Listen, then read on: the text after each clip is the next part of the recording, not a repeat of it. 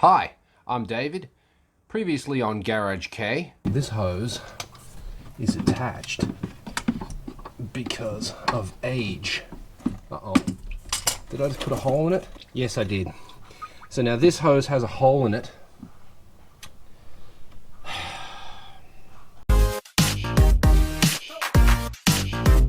And it looks like it's going to have to be modified straight out of the packet. So what's unusual about that?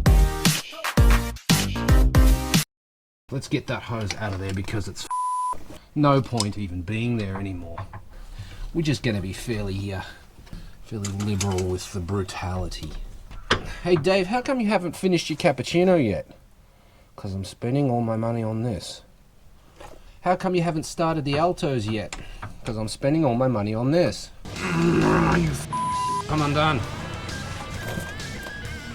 Oh, Christ. They just weld themselves on. This is all ballooned as well. This was ruined anyway. Yep, so should have replaced that. Shoulda, coulda, woulda, didn't. Is what it is. Knuckles are I can actually see the underside bolt of the alternator now, which will make that easier to get undone. That's a 14, I think. Yep, she's a 14. Top two are 12s, bottom one's a 14. Right, let's get some belts off. This is the aircon pump belt. Bye.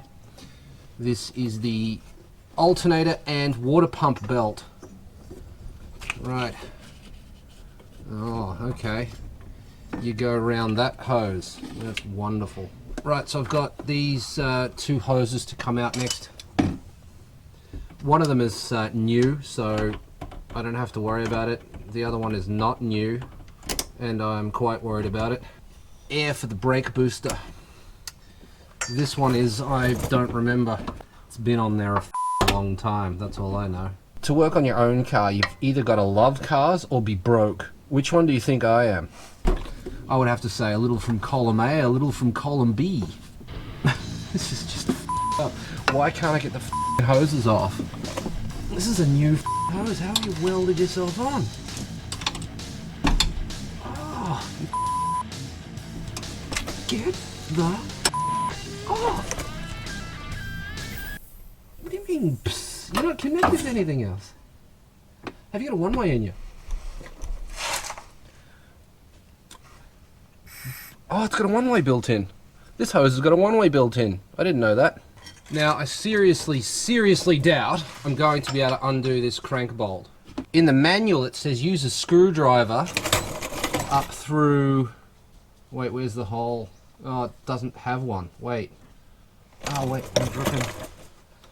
How do you do it on an automatic? On a manual, you jam a screwdriver up through here and wedge the flywheel, but the automatic doesn't have the hole. So how do you do it on an auto? I don't know. Oh shit, just got real. Is the auto going to... No, it's just going to spin. Oh shit, how do you get that undone? I'm now officially in trouble. This is my first time working on an automatic, so I don't actually know how to lock the gearbox.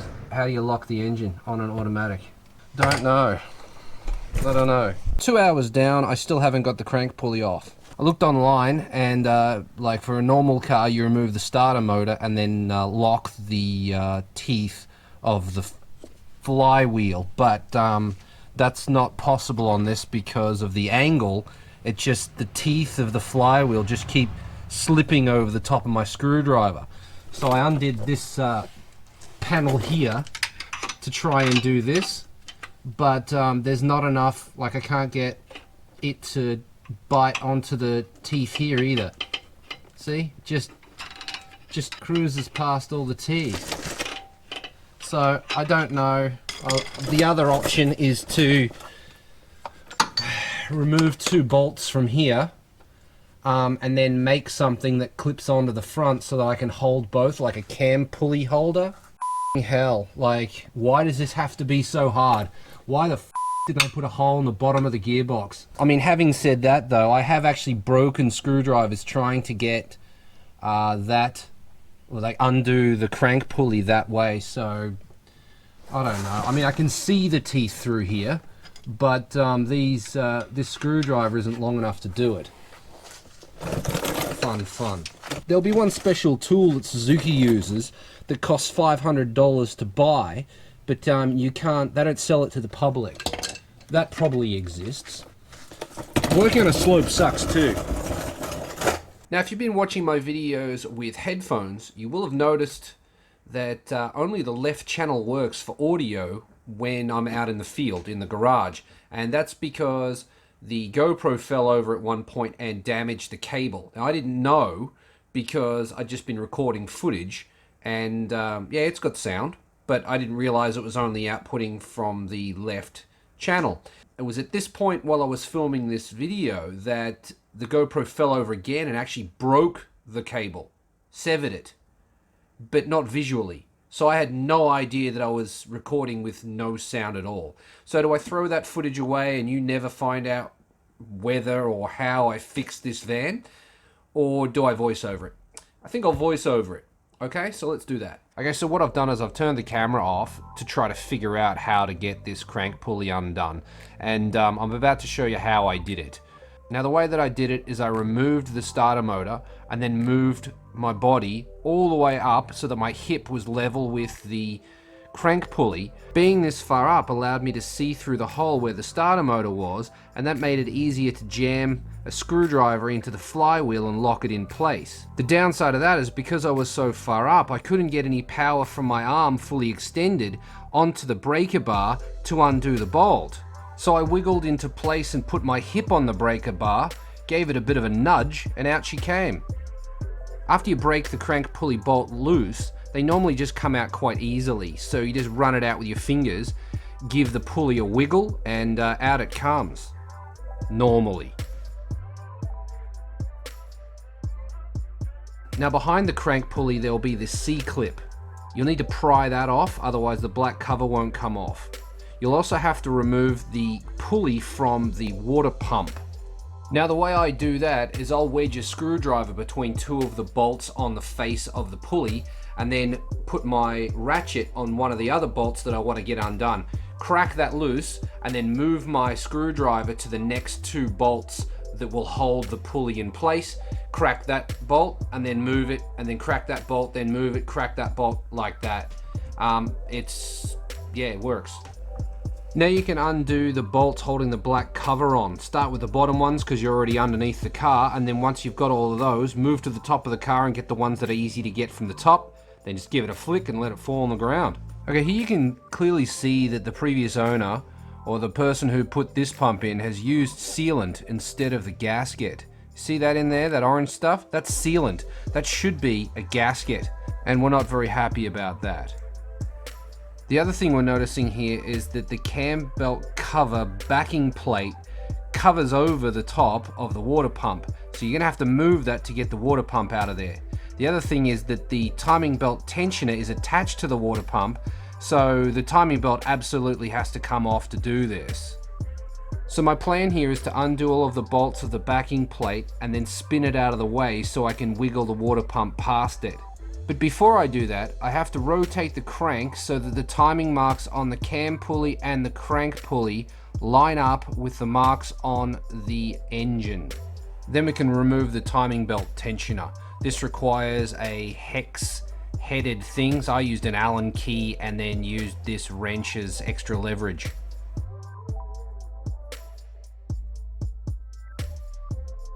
Now it's time to remove the backing plate. Some of these are really difficult to get to, and I think at least one of them you have to go through the cam pulley to actually get to it.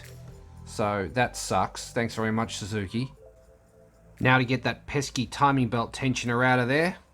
And whoa, is she noisy. Listen to that. Yeah, no, you can't hear a thing. Then I used 10mm ratchets and spanners to try to undo all of the bolts holding the water pump in. Give her a bit of a wiggle and off she comes. But not before wetting the GoPro. Alright, now here I'm pointing to marks on the cam cover, and I'm claiming that these marks were left there by coolant leak, so that is justifying the removal of the water pump. I'm not so sure this water pump was rooted. You'll see in a minute that it's not as bad as I'd hoped or thought it would be. Remember how I said it? I was thinking that it'd be completely rusted off. Well, I mean, you'd be the judge of whether the thing was working or not. But yeah, I'm basically just trying to justify all of the work that I've put in, and it doesn't seem like it was worth it. But we got to get this water pump out of here, so let's move that backing plate out of the way. I forgot the wire for the oil pressure sensor. Now, as much as I wanted to rotate the backing plate completely out of the way, I just couldn't do it because the water pump was in the way. So the backing plate's in the way of the water pump that's in the way of the backing plate. So I just held the backing plate up and then reefed on the water pump to get it out of there. And now everything's in the way, so I can't bring the water pump up out the top. It's really quite comical, like, hey,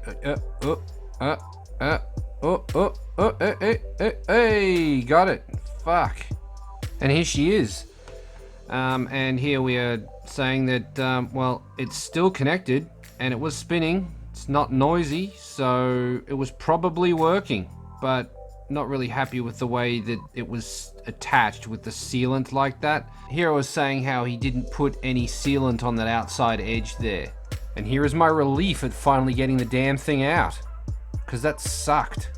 This is where we discover that the person that put this water pump in smeared sealant on, put the gasket on, and then smeared sealant on the gasket. And looking at this, it's just such a mess. How am I going to clean the face of this up properly? Getting in there, access to this is horrible. And I have to get a razor blade in there to scrape all this sealant and old gasket off. This is not... I don't recommend this. Not at all. I might put that bolt back in here, and then that'll help hold this piece of shit that you can't move out of the way. Or maybe I can move it out of the way now that the water pump's gone. Okay, that's all cleaned up. Let's have a look at it.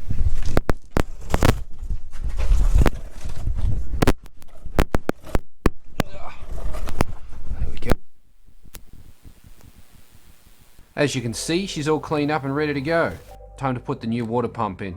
And here's the new water pump. As you can see, it's a genuine one. The reason I go genuine and not ice-in is that this little rubber thing here tends to rub on the ice-in ones and it makes a squeaking noise. It's quite horrible. So I always go genuine with the water pumps on F6A engines.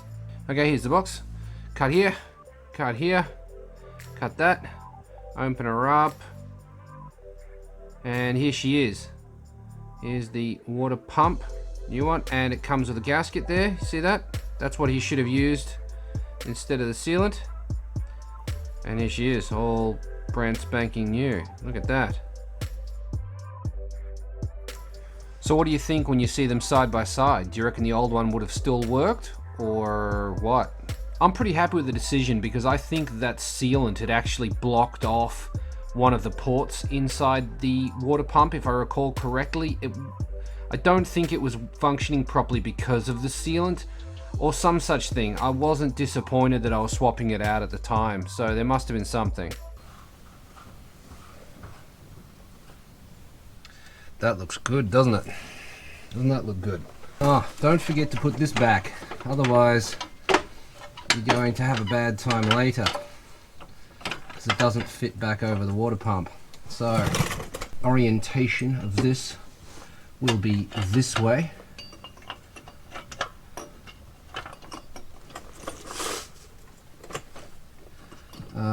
If we can get it. I can't get it in.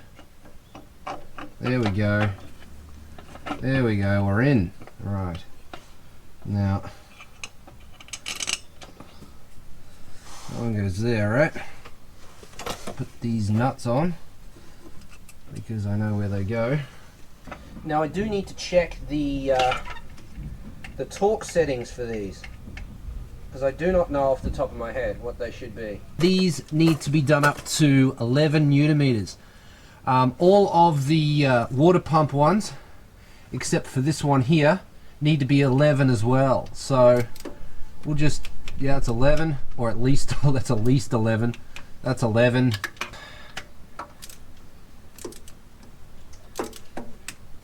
Newton meters.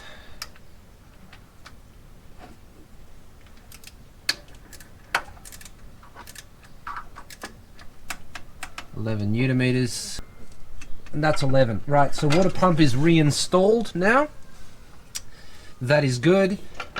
These bolts here are 11 as well, which is handy. If everything's 11, then there's difficult to make a mistake if they're all the same, isn't it? Don't forget to put that in, because that will stop debris. It's just a little piece of rubbery shit. Alright, this one has to go in here behind the cam pulley, but it doesn't want to fit. Oh, goodbye again. Ah, the dust. There we go.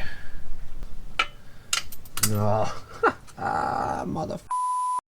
The recommended way to do this is to actually remove the cam pulley, but I don't want to do that. As long as I can get this thing started. But the question is, can you get it started? Let's get it started. Ha. What the is going on? The thread is just saying no. No thank you. I don't want to go in that hole. The hole's completely full of silicon, by the way, of course, because the previous owner loves his silicon. Right, so that one's ready to go through the cam pulley like a boss. Done. Right, top one can be done as well. That's good to know. I would put that down to being a coincidence. I don't think Suzuki did that on purpose. In fact, if anyone from Suzuki is watching this, you're probably screaming at the screen, don't do it that way. It's not how you're supposed to do it. Design shit better is all I have to say to you. There we go. So that's 1, 2, 3, and then there's one at the top here that I can reach from here. So you can do all of them from the bottom. Done. Right, so the cover's back on. We are missing the timing belt tensioner. We're missing the timing belt. See, it's weird because there's a slot here. There's a punch mark up there. Hey Suzuki, can we just have one f***ing mark? Christ, we don't need more than one. Why make it confusing? It says the notch. Well, there's a notch here, and there's a notch on the other side as well. But the keyway matches up with this one. So do you go with the notch that's with the keyway, or do you go with the notch that's at the top? Hell. Anyway, so we know that this is correct. We know that that's correct. So all we need to do is do the hokey pokey. We just have to wait until I have the parts available to put this back together again. Humpty Dumpty couldn't put this back together again. Humpty Dumpty put it together in the first place, I think. That's why there was problems with it. Okay, I just need to be sure that I've done everything that I can do. And I think that is it. I think that is where we are done. I can't do any more because I need a timing belt tensioner. I need a timing belt. Once I have those two things, I can put it all back together again. I will need the new hose from here to there. I'll order that at the same time. I already have a new hose to go on there, so that's not going to be a problem. And then the other hoses I have aren't a problem either. So yeah, that is it. That is all I can do until I have parts. As you can see, my eye has fixed itself. I don't know what it was, but it's okay now, so no harm, no foul. I can still see, kinda. So yeah, that is the end of this episode. Thank you very much for watching. If you enjoyed it, hit the like button. If you'd like to see what happens next, I will be showing you how to test a thermostat with a broken microphone in the next episode. So make sure you subscribe so you don't miss that. Check out the description. Check out the merch store. Check out the Facebooks and the Instagrams. I will see you on the next one. Later.